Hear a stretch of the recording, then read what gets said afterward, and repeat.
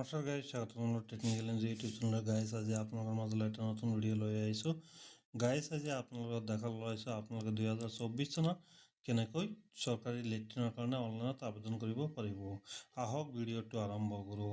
Guys মই ভিডিঅ'ৰ ডিছক্ৰিপশ্যনত এটা লিংক দি দিম। লিংক দিয়াৰ পিছত আপোনালোকে এইটোৰ পিছত আহি যাব।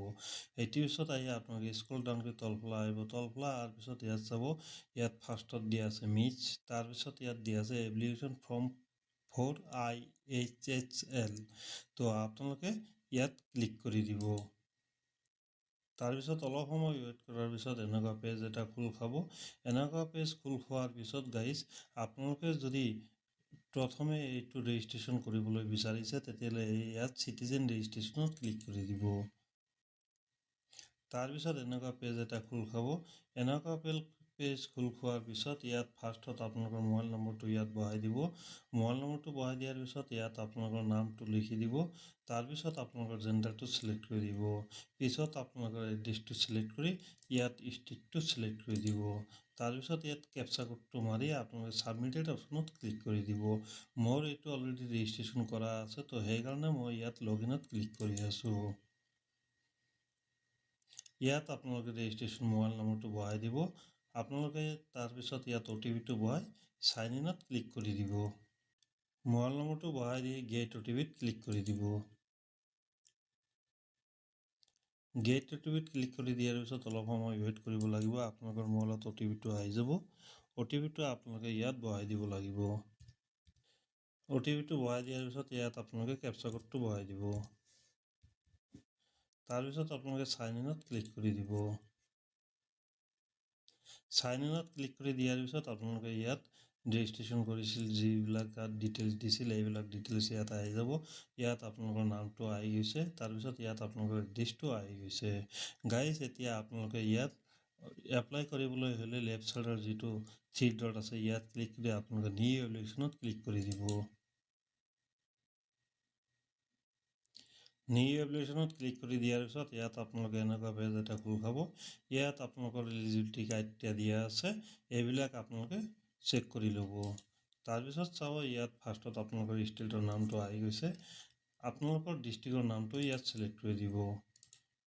পিছত আপোনালোকৰ ব্লকৰ নামটো ইয়াত চিলেক্ট কৰি দিব।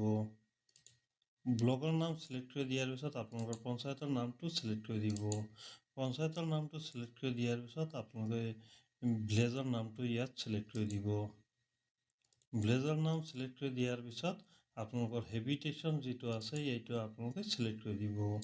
হেবিটেশ্যন চিলেক্ট কৰি দিয়াৰ পিছত ইয়াত আপোনালোকৰ নামটো লিখি দিব। তাৰপিছত আপোনালোকৰ আধাৰ কাৰ্ডৰ নাম্বাৰটো ইয়াত লিখি দিব।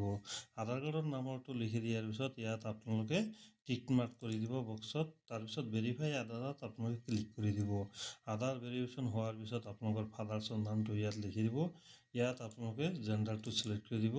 তাৰপিছত আপোনালোকে কেটেগৰীটো চিলেক্ট কৰিব। আপোনালোকে BPL হ'লে BPL আৰু APL হ'লে APLটো চিলেক্ট কৰি দিব। তাৰপিছত ছাব কেটেগৰী যিটো আছে ছাব কেটেগৰী ইয়াত আপোনালোকে SC হ'লে ST, SC, ST হ'লে ST, নহ'লে আপোনালোকে ইয়াত ওমেন হেড HSH এইটো আপোনালোকে চিলেক্ট কৰিব পাৰিব। তাৰপিছত আপোনালোকৰ ইয়াত মোবাইল নম্বৰটো বহাই দিব। মোবাইল নম্বৰটো বহাই নিদিলেও হ'ব, এইটো অপশ্যনেল হয়, আৰু ইমেইল আইডিটো ইয়াত অপশ্যনেল হয়। তাৰপিছত ইয়াত আপোনালোকে এড্ৰেছটো বহাই দিব। এড্ৰেছটো বহাই দিয়াৰ পিছত আপোনালোকে ইয়াত IFC কোডটো বহাই দিব। IFC কোড বহাই দিয়াৰ পিছত আপোনালোকে ইয়াত ন' ইউৰ IFC কোড ইয়াত ক্লিক কৰি দিব। ইয়াত ক্লিক কৰি দিয়াৰ পিছত ইয়াত অট'মেটিকলি আপোনালোকৰ বেংকৰ নামবিলাক আহি যাব, ব্ৰাঞ্চৰ নাম আহি যাব আৰু ব্ৰাঞ্চ এড্ৰেছটো আহি যাব। তো আপোনালোকে বেংক ষ্টেটটো ইয়াত আপোনালোকৰ আহি যাব। বেংকৰ ডিষ্ট্ৰিক্টটো অট'মেটিকলি আহি যাব। আপোনালোকে অনলি ইয়াত একাউণ্ট নম্বৰটো বহাই দিব আৰু কনফাৰ্ম একাউণ্ট বহাই দিব। কনফাৰ্ম একাউণ্ট বহাই দিয়াৰ পিছত ইয়াত আপোনালোকে বেংকৰ একাউণ্টৰ যিটো ফাৰ্ষ্ট পেজ সেইটো স্কেন কৰি ইয়াত চুজ ফাইলত ক্লিক কৰি আপোনালোকে একাউণ্টটো আপলোড কৰি ল'ব। তাৰপিছত আপোনালোকে এপ্লাইত ক্লিক কৰি দিব। এপ্লাইত ক্লিক কৰি দিয়াৰ পিছত আপোনালোকৰ এইটো ফাইনেল ছাবমিট হৈ যাব। পিছত আপোনালোকে আকৌ লেফ্ট ছাইডৰ যিটো থ্ৰী ডটত আছে ইয়াত ভিউ এপ্লিকেশ্যন যিটো অপশ্যন আছে ইয়াত আপোনালোকে ক্লিক কৰি দিব।